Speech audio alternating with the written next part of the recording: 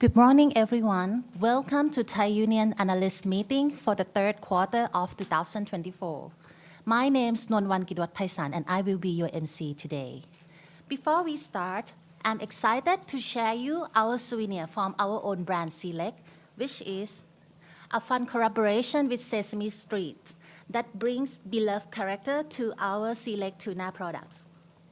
And now I would like to start by introducing our key speaker.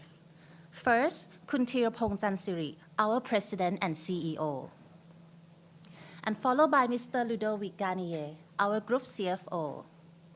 And last but not least, Khun Pinyada Sangsakdahan or Khun Kwan, Head of Investor Relations. And this section will take around 1.5 hours, including the Q&A, and followed by a 10-minute break and TFM result announcement. Without further ado, I would like to pass this on to Khun Thiraphong ka. Good morning to all of the analysts and executives from financial institutions joining us today. We would like to share with you our performance results for the third quarter. We're very happy that in the third quarter, especially for our top line, it is a top line that is in positive territory now, after having been negative territory for 6 months consecutively. And we're back on track now. And overall, our performance results, whether it's our gross margin, it's the highest at 19.5%. Our OP, net profit, have all gone up. And if you take a look at this page for the 9 months, our sales have grown by 2.7%. while our gross profit has gone up by 12.9%, and our operating profit has gone up by 17.9%, and our EBITDA has gone up by 17.8%, and our net profit has risen by 15.8%. Overall, I believe that we're looking quite favorable. Our balance sheet is good. Net debt to equity has increased a bit from 0.78 to 0.79. Most important here is our cash flow, our net cash flow this year. We have achieved great levels, whether it's in terms of controlling our inventory, and perhaps it's even better than we wanted. In the region, we're doing well. And as for CapEx as well, this year will be a CapEx number that is the smallest ever since in our historic low. And we have some projects, have they been delayed? We've been able to expedite those. And so our CapEx is at a good number. And I would like to tell you about the fourth quarter. We're going to remove the PERP that have come due after 5 years. We have repurchased those stocks, and our net debt to equity will rise because of that, even though it is lower than 1. And we're doing this to save cash and save on interest. And we've been able to save 150 million baht per year. And this is something that we will continue to do. In the past, the recent few months here, many people have advised us about our cash for ITL, will we be able to manage it or not? And after having discussions with our investors for ITL, they seem to be worried, and we decided against it then. And it's quite regrettable because it would have led us benefit. ITL would have received about 40 to 50 million baht in benefits. Not a lot, but it would be good. 40 to 50 million baht in benefit is good. Nevertheless, we discontinued that idea, so there's no need to worry. And in the third quarter, if you take a look, you can see that our gross margin has gone up by 19.5%, and this is the highest for us in many past quarters. And our net profit, I believe that we have achieved a great level at 1.4 billion Thai baht. Overall, our costs for affecting our transformation programs for ITAL as well, the Project Tailwind project for ITAL. If we do not include these transformation costs, then our net profit would be at 1.6 billion Thai baht, growing by about 20 or so percent. So the costs come first before we see the benefits, and we will see the benefits next year. And on the next page, you can see a clearer picture. We have adjusted net profit. There are two of them, two figures. There's the reported net profit at 1.2 billion baht.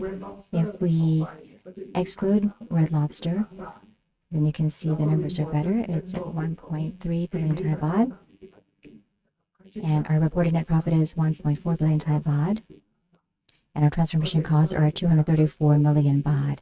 We have grown by 21.8%, so this is a very good quarter. On the next page, what we have for you is a story of our transformation programs. We will see you again next week on the 11th of November. It's a good day.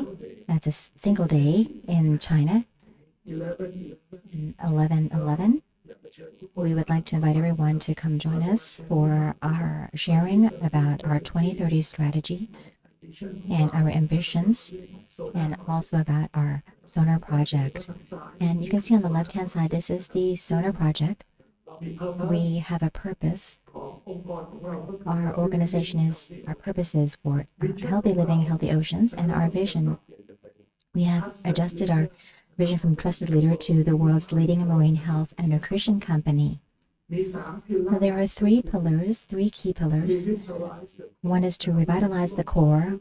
The core of our business is extremely important and very strong, especially our branded business.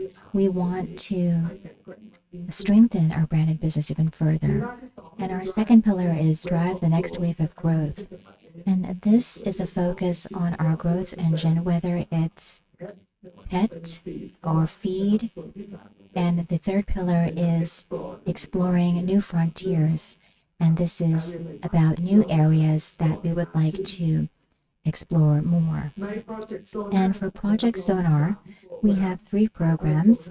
And the one is the operating model. This is to adjust our organization. It's the largest readjustment. Whether it's the operating model, it's the structure, it's the processes. We want our organization to be leaner, to be faster and better.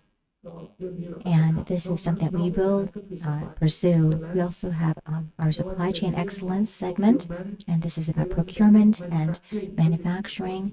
It's all included here.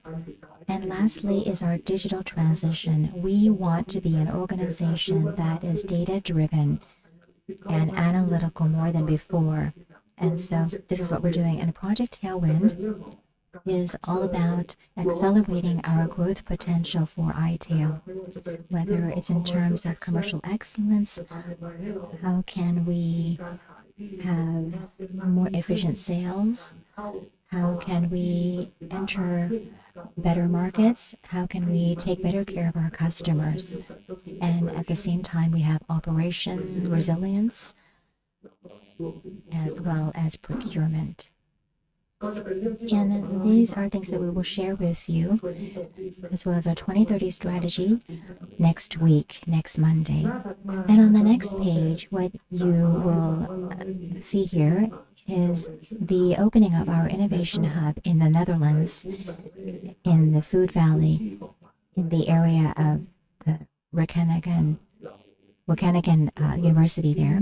We opened our center there to be close to the commercial area, and the focus there is developing our ambient branded products. And this center will take care of our innovation and make it more formidable and faster. We have a video to share with you on this as well.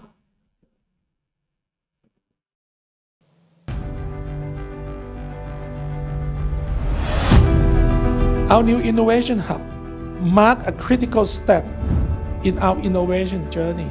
We are really proud that you chose Wageningen as a location. With academia, other companies, customers, and startups. So we're in an analytical lab.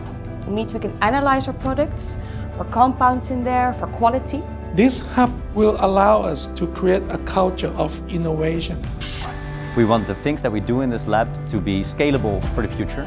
To put the consumer in the center and drive our business forward. They let us know what they like of our innovations, what they don't like, what we can learn. And I look forward to the incredible innovation we will create together right here in Wageningen.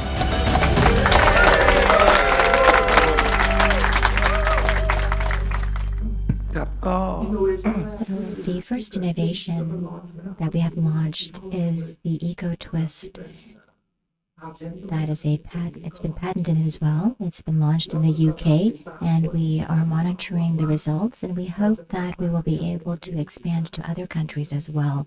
This is what we are pursuing right now. Next, we'll take a look at sustainability. On the left, you can see we have taken part in the CBOSS event, the Sustainability Expo 2024, at the Queen Sirikit Convention Center. In the middle, you can see this is another activity of ours that is under our Sea Change strategy. It's a partnership with the organization known as Seven Clean Seas and also Second Life to collect plastic in the ocean. And our goal is to collect 1,500 tons by 2030, and this is something that is ongoing. And lastly, is our know-how in terms of water management. As we have mentioned earlier, we are doing zero discharge, and which means no wastewater leaves from our processes. And the Minister of Labor asked to visit these facilities of ours, and we have opened our doors to allow outsiders to learn from our activities. And I'd like to hand things over to Ludo to present the financial results. Thanks a lot, Kunjurapong. Good morning, everyone. Very happy to be with you today. As usual, I will start with a key highlight in terms of financial performance. I think we have many good news to share with you. Today is, first of all, the top line. I think the top line growth is aligned with our guidance. We are 2.7%. I will elaborate a bit more. The organic growth is higher, but we have a negative FX impact in Q3. I will elaborate about that a bit further. The volume also are strong, and you remember we told you at the beginning of the year that was one of the priority for us this year. So we have volume growth in pet food and also in ambient, and we are very happy about that. Gross profit margin, I think, was kind of a surprise maybe for you. Very high. It's a new record high at 19.5. We draw your attention on one point. We benefit this quarter from a bit of reversal of hedge inventory. So if you remove this impact, then the GP margin would be around 18.9%, so still very high. Just for you to explain, we have a very conservative hedging policy, so we push our management, our leaders, to accrue quite quickly because we want them to focus and then to release the inventories as soon as possible. So every quarter, we have some plus, minus coming from this. Sometimes we accrue, sometimes we reverse. This quarter, we have a reversal which is a bit more significant compared to usual. This is why we highlight this amount. But it's a positive news because it means that we were able to release some hedge inventories. The cash flow also is a very good news. I think you will see that the EBITDA is strong. The CapEx is low. It's a bit lower compared to my own expectation. I'm not very happy about this one. But overall, it's a good news for our cash flow generation. If you look at the 5-year story, you can see the GP margin over the past 3 quarters has been improving. We told you in Q1 we were expecting this to be at the lowest point. Again, just for you to remember, that was due to the sharp drop of the fish price over 3 quarters at the end of 2023.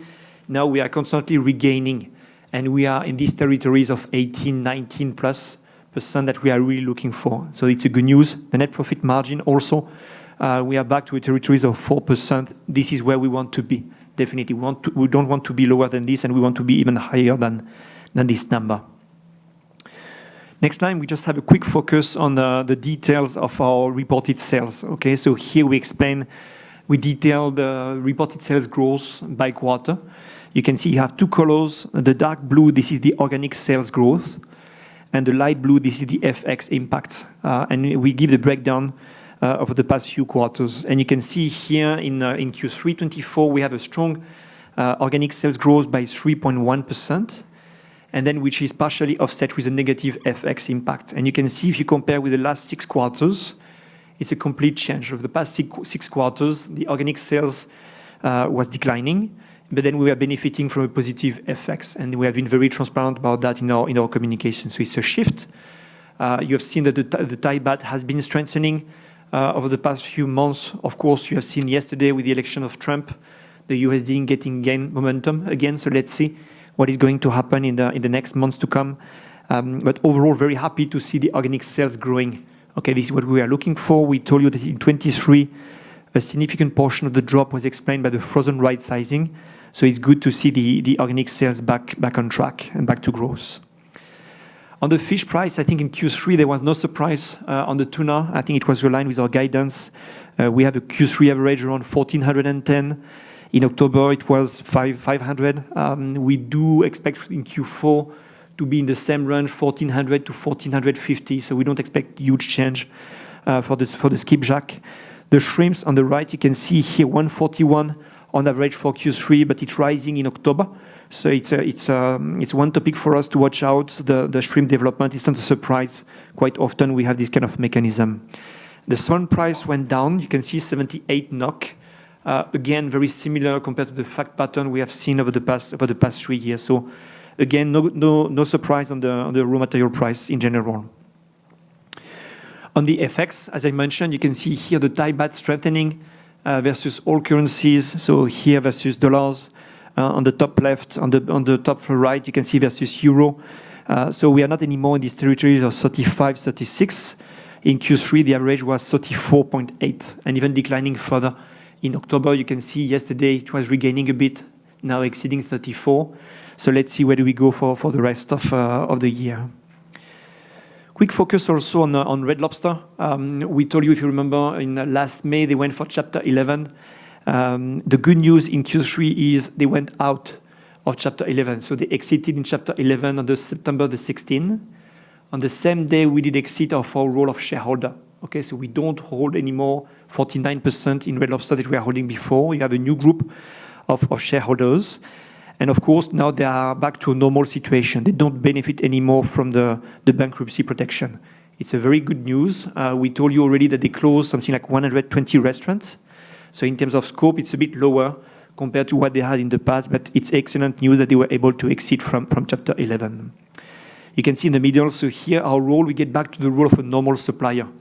Okay, we told you that we never stopped delivering any products. We have a strong partnership with them over the past 30 years. It was existing before the shareholding time. It will continue to exist after the shareholding time, and we'll continue to supply to them. We just signed a new supplier agreement with them. So again, it's a positive news. On the right, we told you that we were expecting some claim and some litigation to happen after the end of the Chapter 11. So here, no surprise, we have one claim being performed by Fortress against us regarding the guarantee we did provide back in 2022. At that time, if you remember, we did provide to Red Lobster a $65 million guarantee. Okay, there were some termination events for this guarantee. There were 3 of them. We already mentioned that to you.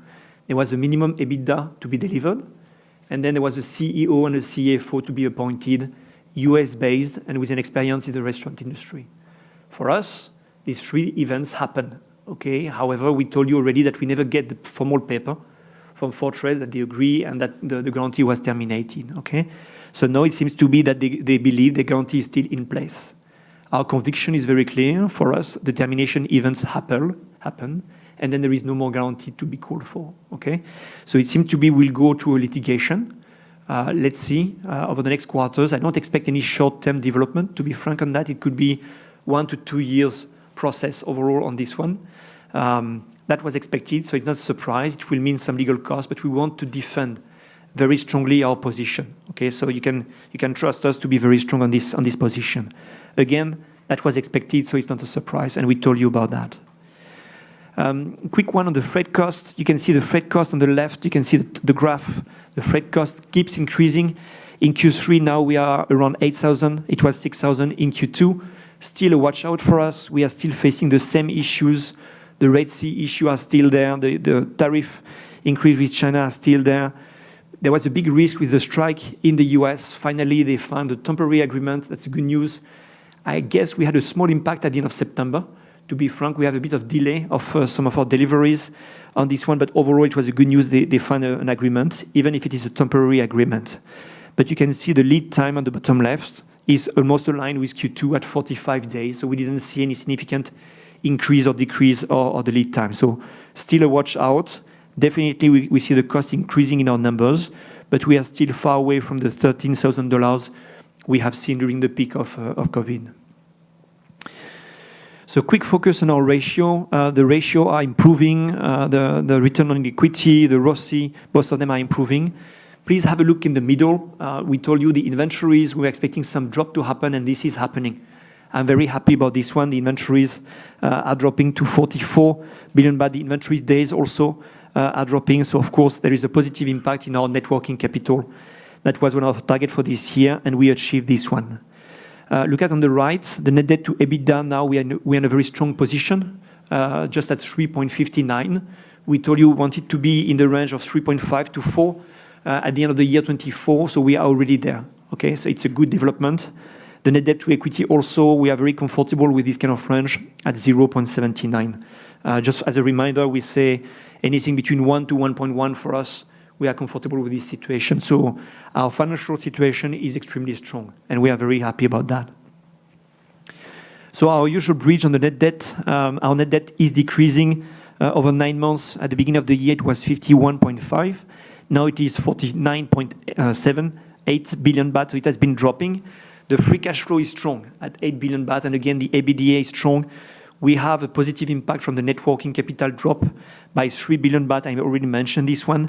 There is one thing, which is the CapEx. The CapEx is too low. Okay, 2 billion baht.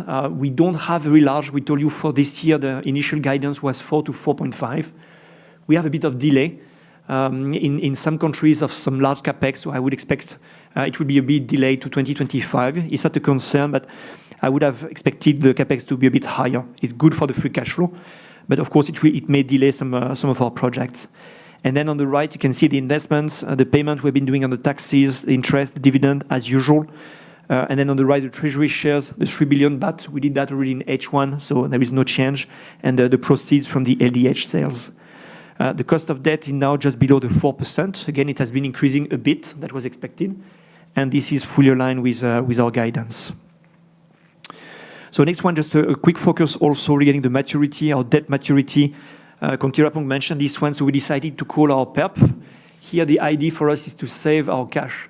Okay, and you can see on the right some explanation. If we were willing to continue with our PERP, just for you to remember, the PERP, we have 6 billion baht, okay, and it was issued 5 years ago. If we were to continue with our PERP, we would pay 6.6% interest rate. Okay, so that was option number one. Option number two, we could decide also to try to refinance with a new PERP. And right now, given the market conditions, we could expect something around 5.75 in terms of interest rates. There was an option number three, which is, okay, we call for the PERP and we refund this one with the traditional funding. And here the idea would be between interest rate around 3 to 4%. So the whole idea is to say we have a strong financial situation. We want to save some interest cost in the future. So we decided to call for the PERP. Of course, when we do this, and this is expected to be performed in December, we will lose the very nice accounting treatment. Remember, with the PERP, right now, we show this one as part of the equity and not in the net debt. Of course, when we refinance this one, it will be removed from the equity and it will appear in our net debt. No surprise, we know this one.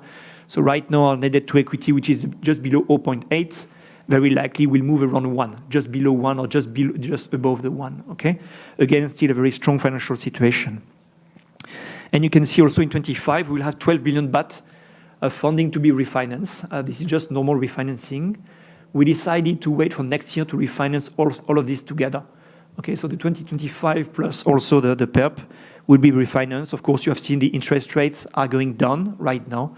So we want to try to refinance this one at the right time. Okay. So in the short term, we will refinance with short-term proceeds. We have plenty of this, so it's not a concern. And now we'll leave it to Kun Kwan to comment on the business performance. Thank you คุณโรโดค่ะ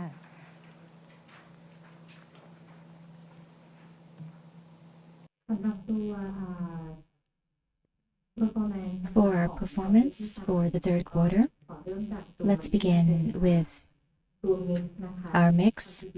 The contribution, you can see that for the 9 months of this year, the first 9 months, is at about 103 billion Thai baht.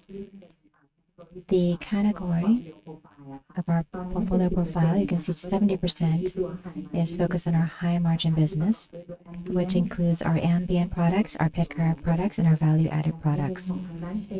In terms of sales, we have 3 categories that I mentioned. Their sales growth for the past 9 months. Nonetheless, the frozen business is still making a profit, although it has gone down from the year before. This is because of our right sizing that we explained before.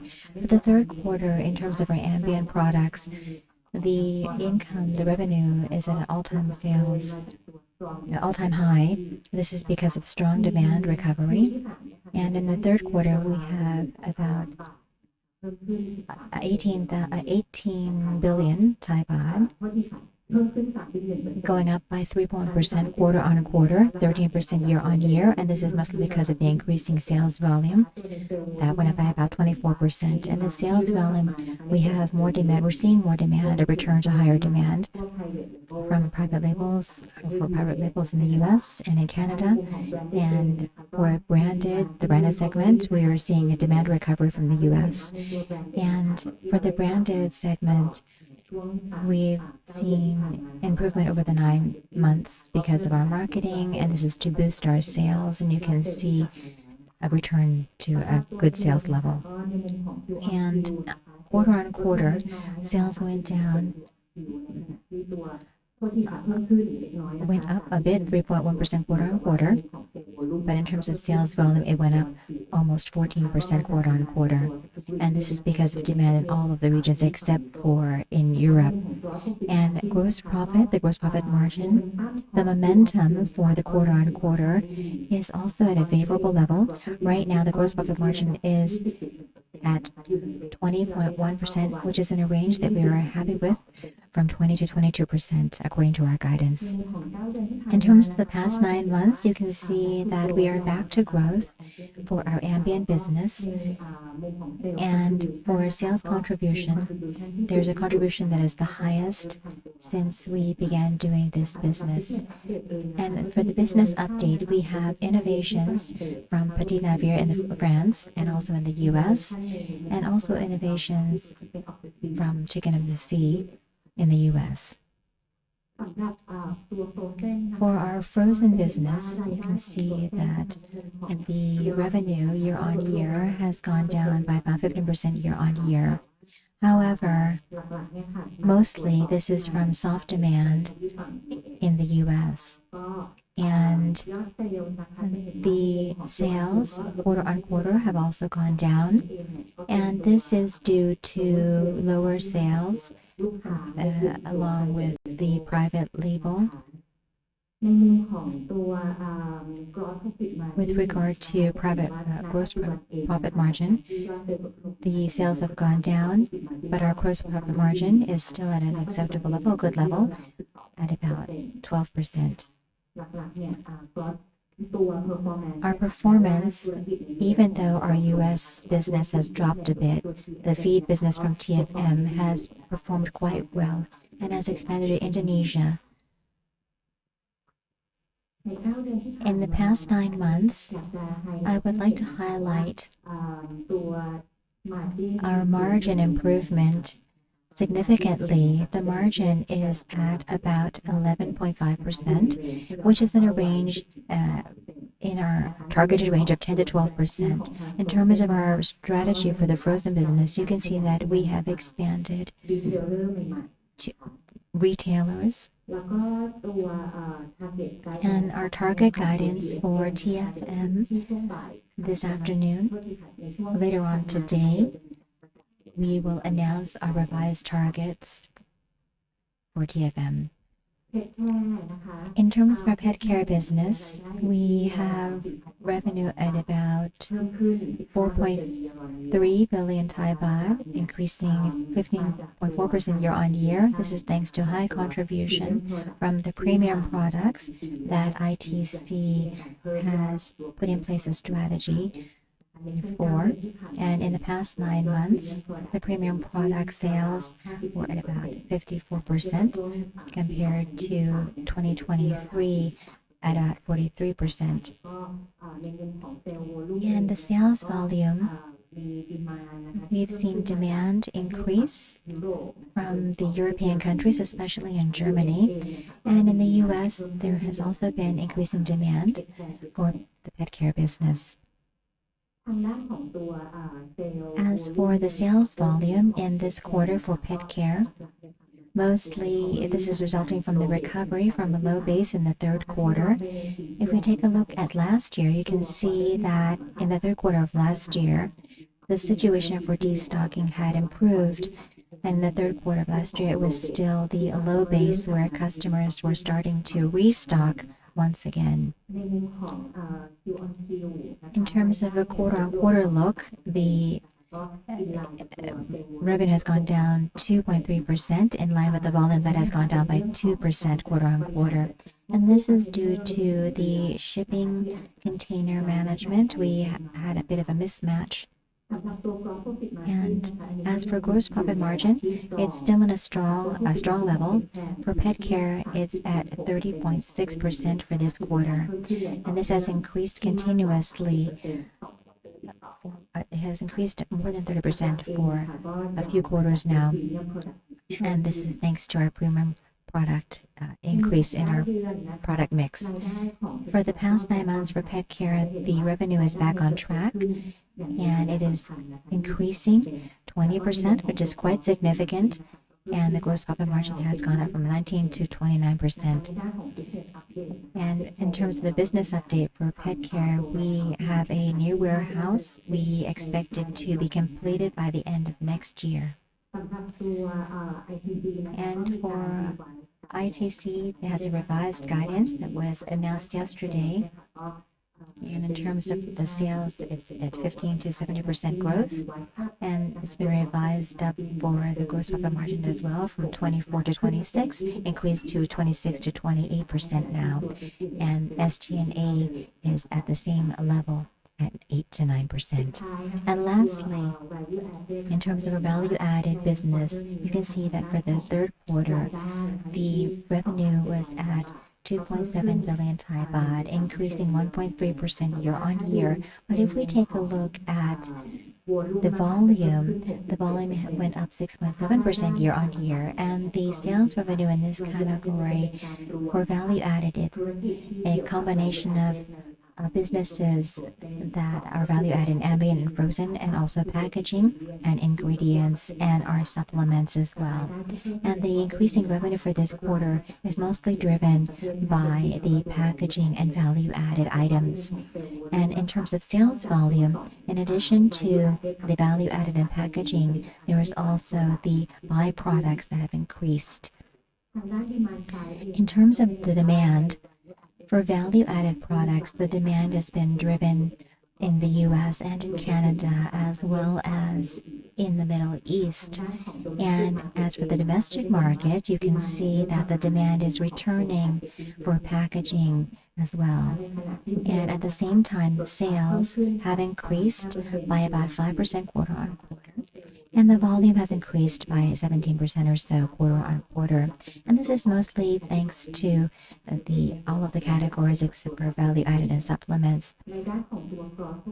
And for the gross profit margin, it has gone down by about 4% to 25.1%. And this has led to an impact, a temporary impact.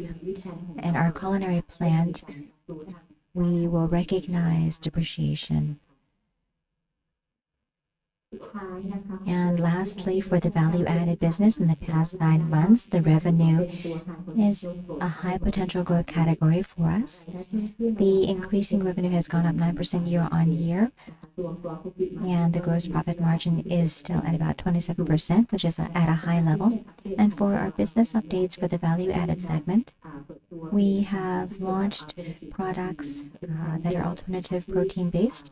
They're plant-based in Europe. And now it's time for us to have a look at the outlook, so I would hand things back to Kuntirapong. Thank you very much.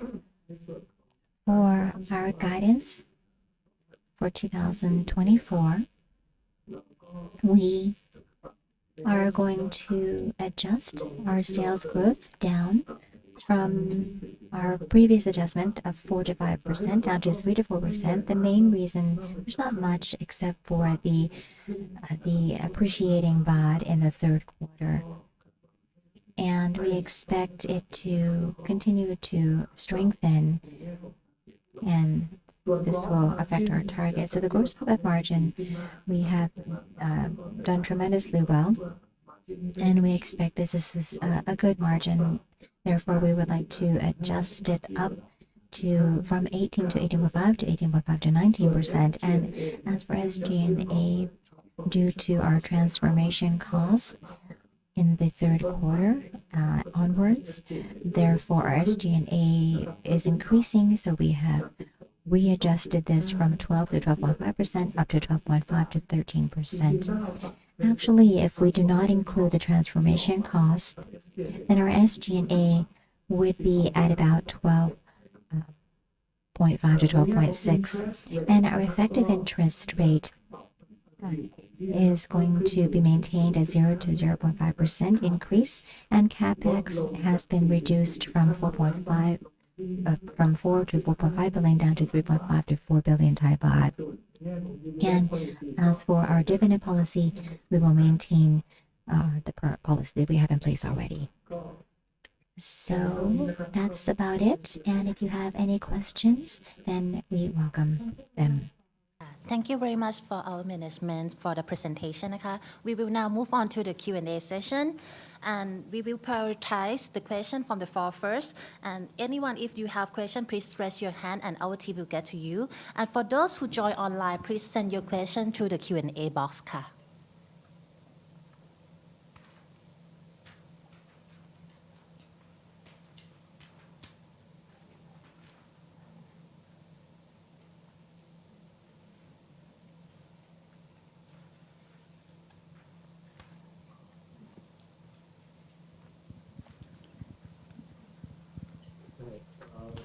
Hi. So I got a couple of questions. So please allow me to first begin with the first one. So first one, could you please elaborate more on the Red Lobster, on the lawsuit against the collateral agent that the Fortress have filed a lawsuit against us. And as you mentioned that it might take 1 or 2 years to complete this process.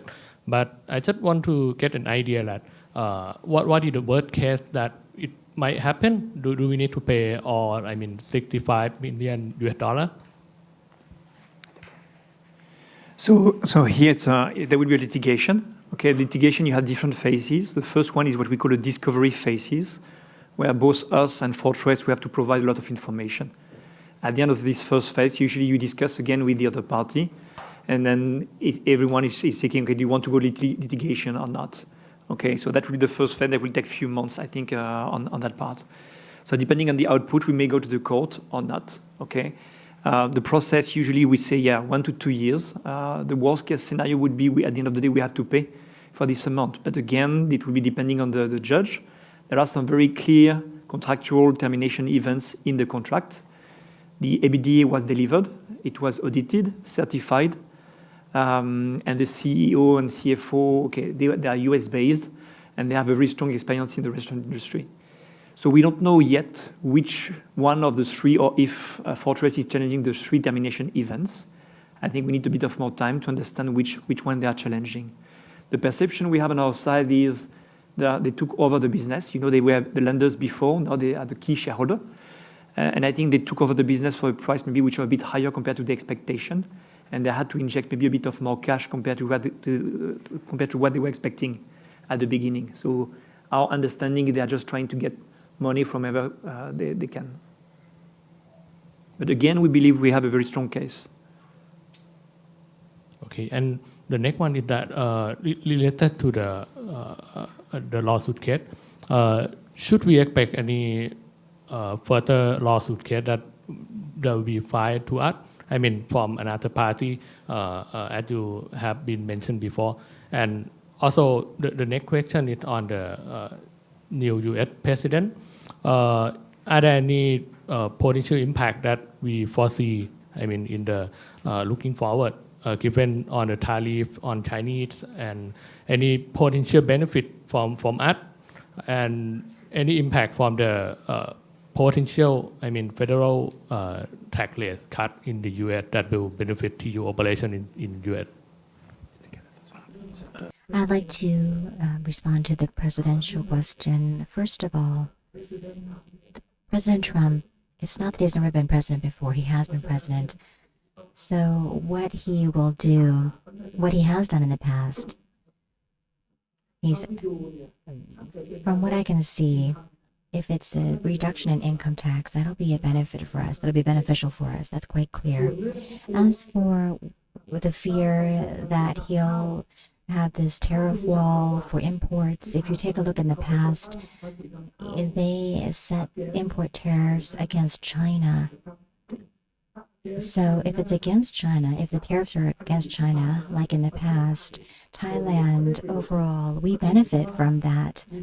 And you can see that there will be a shift in demand from China to Thailand or other countries in the region if the U.S. were to impose tariffs on China.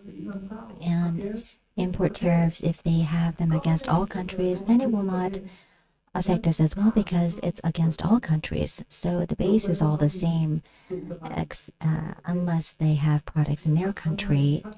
If they import, then as I mentioned in earlier sessions, we'll take a look at the rules that are in place. If they are put in place against everyone, then it will not impact us because we believe in our competitive edge.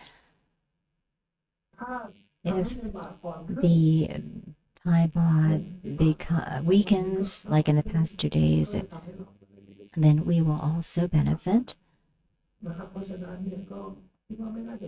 So there is no need to worry. We are closely monitoring the situation, and Thai Union, we have a footprint all over the world. Therefore, we can adjust quickly to all new rules and regulations. And the lawsuit, Ludo has explained to you already, but I would also like to add that doing business in the U.S., you have to consider litigation a normal thing. There's no need to get excited about this or worried. The question you asked about the worst case, yes, there are lots of worst cases. If in the worst case, if everything were to be the worst case, then all businesses would go bankrupt, right? But we have to look at the possibilities and what is not possible, the potentials and all. And what they are accusing us of, there are three things, or the criteria. The termination event is one thing. EBITDA has to reach the level, and this is very clear because we have audited this, and EBITDA reached the level that was requested. So this is not the worst case. I mean, it's very clear. The second thing is the CEO had to be someone with experience in the U.S., and the person that we appointed was an American. Very clear. This is a very clear execution of the requirements. And this person was in the business in Red Lobster for 20 years. So it's very clear. The CFO was also American, and this is also a very clear fulfillment of the requirement. And he was in the business, he or she was in the business, in the industry for his or her entire life, and was doing finance in Red Lobster for 20 or so years. So this is, again, very evident that we did fulfill all of the requirements. And the US, it's very normal for people to sue back and forth. You take tuna or you consume tuna from a canned tuna and you have a headache, you can sue. So lawsuits are very normal in the US. So there's no need to worry.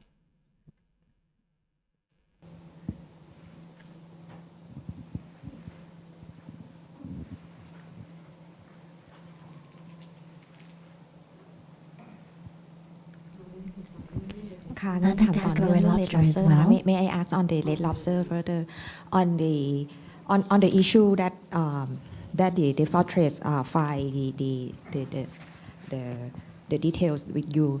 May I ask on the view of the auditor as the event occur in the early of October? Will auditor consider that this issue might show in the P&L in terms of the amount that you have to book in terms of the expense? So very unlikely. So we had some call already with our lawyers and auditors to explain the situation. They did an assessment of the risk. Right now we are all convinced we have a strong case. So no, we don't expect in Q4 to record this one. I think we'll have to follow up on the legal case. Where does it go? But we don't expect in Q4 to record this amount, no. May I ask on the other point? Okay. On the in terms of the SG&A that you book the expense from the advisory fee, this is just a one time or the new normal of the expense that you have to book over the next 2 years? Can you guide the amount that we have to see each quarter or the next 2 years? So you will hear more on Monday, so just a bit of patience. But yes, you will see the Sonar project is a 2 years project. The Tailwind project is a 3 years project, so the time horizon is a bit different between the two. Just to give you some indication, for Q4, you should expect roughly the same amount that in Q3. Okay, for the impact in 25, let's wait for Monday for the discussion. And the amount that you have to book as the guidance that you show, just Thai Union revise the SG&A to sales. Includes. Okay, you have already included in the Thai Union, but for ITEL the amount might be minimal, so it's already part of the ITEL guidance, so it's already factored in both companies' guidance. Okay. And this is for us one of the key reasons to adjust up the SG&A to sales guidance, correct? Okay. And the questions on the SG&A that you mentioned that you might book additional costs in the fourth quarter or next year. And in terms of the sale incremental from the project, can we expect it to occur just next 1 or 2 quarters, or we have to wait 1 or 2 years before the benefit show to the investor? So we do expect some first impact to happen in Q4, but mostly on the cost side. We do expect on the top line some impact happening in 25. Okay, we don't wait for 2 years to see some impact from that. So the idea is really to have already in 25 some positive impact both in our top line and in our cost side. And another question is on the questions on the global minimum tax that some investors already asked on the impact. What is your view or your forecast on the impact on the operation for the consolidated tax? Yeah. So we'll provide some guidance again in our Q4 communication. Right now we are doing the assessment. It's quite a complex calculation. To be frank, right now our usual guidance on tax rate is something around 8%. So of course, if we have to say tomorrow we have to move to 15%, there will be some impact. But there is a bit of nuance in the calculation. So it's not that easy to say it's a 7% impact. We're not saying that, okay? So right now we are doing the calculation. Definitely, it will trigger some additional tax expenses. The question is by how much is it? Plus also we do expect to receive some kind of compensation also. One of the key topics is of course Thailand. We have a lot of operations in Thailand. We are benefiting a lot from what we call the BOI, which is a very favorable tax scheme for the companies which are exporting this one. So in our companies we have 3% tax rate, 20% tax. We have different tax rate in Thailand. And it's not very clear yet from the Thai authorities what will be the new scheme. You heard that the BOI has changed. Now you have the option between keeping 0% tax rate for 5 years or moving to 10 years and 10%. However, we do expect also some more regulation to happen, and we do expect to receive some kind of compensation. Right now, we don't have the full visibility from Thailand. Thailand, the key topic, apart from this country, I think in all the countries we do operate, the tax rate is already exceeding the minimum of 15%. So we do expect the most of the impact to happen from Thailand. Okay, more to come in our Q4 communication. When we do provide the guidance for the year 25, we will provide a guidance also for the effective tax rate. The assessment is currently being performed. But net, you expect the effective tax rate to rise or to increase? Of course, but, yes. But not reach 15%, right? So it's too early to say that, but definitely it should increase. But again, we expect to have also some kind of compensation from the Thai government. It's a bit unclear if it will be also in the tax or in other line of the P&L. This we don't know yet. Let me make clear that we do not expect 15% to happen anytime soon. So again, there's no need to worry right now. Yeah, we're worried about this. So yes, I'd like to clarify that you don't need to worry because we're not expecting this. There's no clarity right now. And Thailand is going to implement this more slowly than in other places. Of course, the tax incentives in developing countries, they have policies. Otherwise, how would they entice investors to come to their country? All countries around the world, whether it's Vietnam, Indonesia, India, they all have these policies and incentives. So there will be other forms of incentives. And I believe that you don't need to worry. We can monitor it, but we don't need to be anxious or concerned. And we will keep you informed. If we think there's going to be an adjustment, we will have a revision. You don't need to revise your numbers before we do.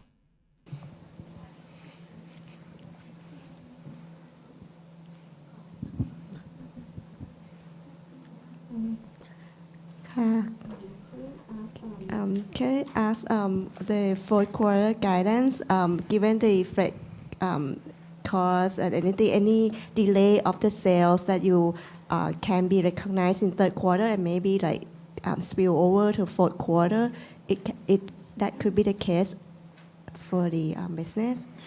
So I think you have the full year guidance. You have the 9 months actual, so it's kind of easy for you to see the Q4. What do we expect for Q4? So right now, in terms of top line, we are at 2.7%. In terms of year to date, the full year guidance is 3 to 4. So Q4, we expect the top line growth, which is higher than what we had in the year to date. Same for the gross profit margin. I think we expect to be a bit higher. Okay, there are some question marks. You're right on the deliveries. It's not a new topic for that. We have been facing some issues over the past few quarters in terms of supply chain. So we don't expect anything significant to happen. I mentioned a bit earlier the strike in the US. They have an agreement until mid-January. There could be a bit of a rush, of course, in terms of deliveries for the containers because of Trump elections, maybe some people to be scared about the duties. But I think that was also anticipated. So we don't expect something very significant to happen and something to worry about in Q4. The gross margin for the ambient business, given third quarter, you have some like the lower OEM margin. In fourth quarter, what any improvement on the gross margin for the ambient business? So initially, I told you that we were hoping to be very close to the 20% in Q4. We are already exceeding the 20% in Q3, so it's a good news. We do expect some further recovery to happen. Keep in mind that we have a bit of impact from the edge inventory reversal across our 3 key categories. Okay. So we do expect the GP margin of the ambient to continue to be strong also in Q4. I'd like to ask Kuntirapong, could you please talk about the US or Europe in terms of the situation? Like you visited those areas, the feedback from the customers that you received, what was the environment like? Could you comment on this, on the terms of the customers as well? In the US, I believe that the situation economically is improving based on the overall situation, the overall picture. There's a new president now, and this will, again, cause incentives in the economy. We don't need to talk about any recession. They're out of recession now. In terms of interest, the trend should be a downward one. When the interest goes down, the faster it does, then this will stimulate demand. And our business in the U.S., I believe that in the U.S., it is in we are satisfied with the situation. Chicken of the Sea has improved, it's grown, and it continues to grow. In terms of the frozen business, we have done right sizing, and this will be ending at this year, and from next year onwards, we will see growth in that area. The frozen business in the U.S., the sales have gone down, but the profit has gone up because we have done right sizing. So for any businesses that were not generating benefit, we got rid of those, so things were getting better overall for us. I'm also not worried when it comes to the pet business. We should be talking to ITEL because the U.S. is an important market for them, and they have done a very good job in the past. As for Europe, it's the same. I believe that the economic situation there is their interest rate has gone down even faster than in the U.S. And as in terms of our branded business in Europe, I believe that we have reached the bottom, and we will see an upward trend from next year onwards. Inflation is stable, more stable than before, and the prices of raw materials at this current point in time are at an appropriate level. I think that this will lead to higher demand. And in actuality, when it comes to the geopolitical landscape, the issues, the climate change, natural disasters and such, all of this for us will lead to benefit in the end because people will stock products, people will use our products more, our canned products will be in higher demand. So I am not concerned at this moment. And in next Monday, we will be sharing Thai Union's developments that I am very happy with. Our team is very ready for change. And what are we changing? We don't change when we're facing hardship. We change when we are still strong. And this is appropriate for the situation. It's optimal. We see a change in business, the business situation, the environment around us, and that is why we are transforming. Our transformation is a transformation that is the biggest ever, the greatest ever for the entire organization. And in this process, we are doing it for the leaders of the next generation. We want to create an organization that is in a status that is right, that is ready for the next generation so that they can have an easier time leading. We're changing from distributing our power across the region. We're consolidating, we are centralizing our business units, we are taking care of our procurement worldwide, and we can see that this is very beneficial, a very beneficial step. We have prepared talent, capability improvement, and we hope that our staff, our employees, our family, and working with consultants that are world-class, not just one, but two. We have Bain and we also have McKinsey. Therefore, our organization will become even stronger, whether it's in terms of sales that will improve, as well as our competitiveness that will also rise. The overall picture is one that is, okay, yes, we are a bit tired because change requires time and requires a lot of energy in the past. Did I answer your question? Was that the right answer? Yes, you did. Thank you. Thank you.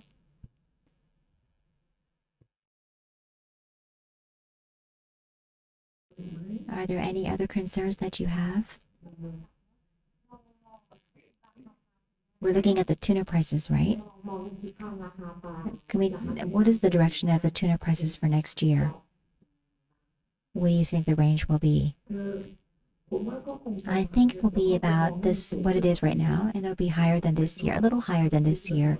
This year it is quite low, but actually, maybe I'm not as good as you as in analyzing because I might miss the mark and my forecast might not actually hit the target. But don't worry, we want to see that the fish prices are within a range, the range that we have that is acceptable for us. All of your concerns, it's all in range, and the price of fish has gone down to about 1,200. Has come down to that level. Whether the fuel prices increase, they will come down. So it depends on demand and supply. And at this moment, we expect the prices for fish to be around this area. So again, not a major concern. Regarding to the inventory level, it is declined because of the price, I mean the average price, or because of the volume you keep? So I think you have different components in this one. The volume are decreasing. That was one of our intention. Yep. The price also is also helping. The FX also is helping also. So we have a combination of the three events. The big one is the volume. The volume is the biggest impact. So right now we are quite happy with the level of inventory that we do have. I think we still have a bit of room for improvement in some operation, but in some of the operations, like in the US, we are missing our level of inventory is a bit too low from my point of view. So overall, it can align with our own expectation. Yeah. Okay. Regarding to your sales breakdown for the US, it's about how many percent? It's about 38%. Correct. Yep. Always around 38-40%. Yeah. Yes. So in that, how much of that come from chicken of the sea operation? So chicken of the sea would be something like 1/3 of that usually. 1/3 roughly from the frozen operation. 1/3 also roughly from direct sales from the other part of the business. So roughly, So in terms of overall TU, how many % of the sales come from chicken of the sea operation? Chicken of the sea, roughly in big numbers, this is 10% of our business at group level. Yeah, usually, plus minus. This is our chicken of the sea and chicken of the sea frozen? No, chicken of the sea ambient alone, 10%. Yes. Chicken of the sea frozen a bit more than that, this number. But frozen, do they have the operation in the US or they import? They import. It's a pure trading business, chicken of the sea frozen. It's a pure trading business. They just buy and sell. So it's just a trading company if you want. Cozy, different story. We have one factory in Lions, and they also buy also from the rest of the network in Thailand and the rest of the world. Oh, okay, thank you. Our transformation costs that you have been asking about, and we've told you about the costs. On Monday, we're going to elaborate on this. There are benefits that are in the form of savings and also OP improvement that will be more than our investment, many times more. So don't think of just the cost. We're doing this because of the gains that are to be had, and our team will share these numbers on Monday. So I'd like to ask about the transformation cost. How much will it require in terms of cost will it require? So we'll share more on Monday. Okay, you need to wait just for a few days. It's in few days. Okay, so today we say you have the impact for Q3. We say for Q4, roughly, we expect the same impact, roughly. The impact for 25, you will have it on Monday. But Khun Thiraphong is absolutely correct. If we do this large investment, it is also because we have some high expectation in terms of savings. Okay, so yeah, it's very clear.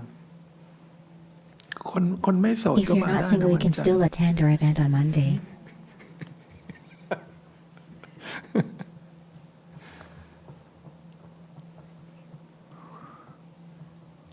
So maybe we shift to the question from online. We got two more questions, so three more. So the first one is about the global minimum tax, which our management already answered, but they asked one more question about the percentage of current sale that is eligible for BOI incentive.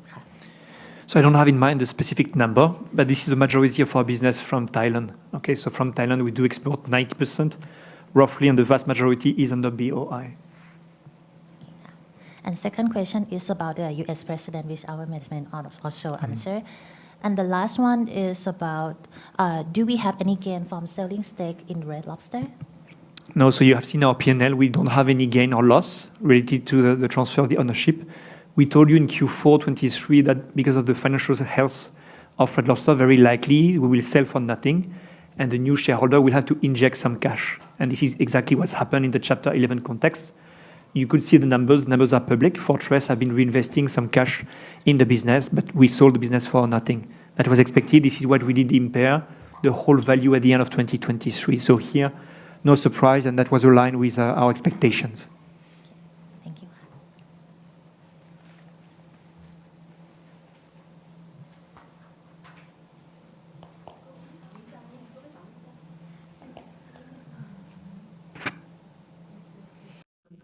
If there are no further questions, then we would like to thank all of the analysts joining us.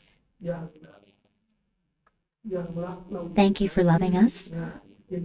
Thank you for the Investment Analysts Association. We receive votes from the analysts for being Outstanding CEO and Best CFO. Thank you so much for this honor. Normally, you don't love us this much, but you're still voting for us, so thank you so much.